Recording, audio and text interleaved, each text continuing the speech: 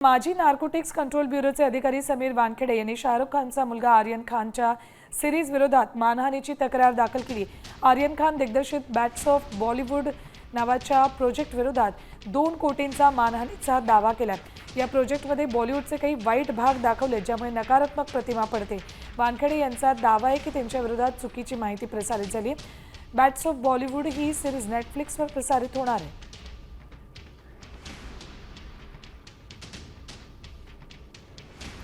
आर्यन खानच्या शो विरोधात समीर वानखेडे कोर्टात गेलेत। 2 कोटींचा मानहानीचा दावा त्यांनी दाखल केलाय। बॅट्स ऑफ बॉलिवूड विरोधात त्यांनी कोर्टात धाव घेतली।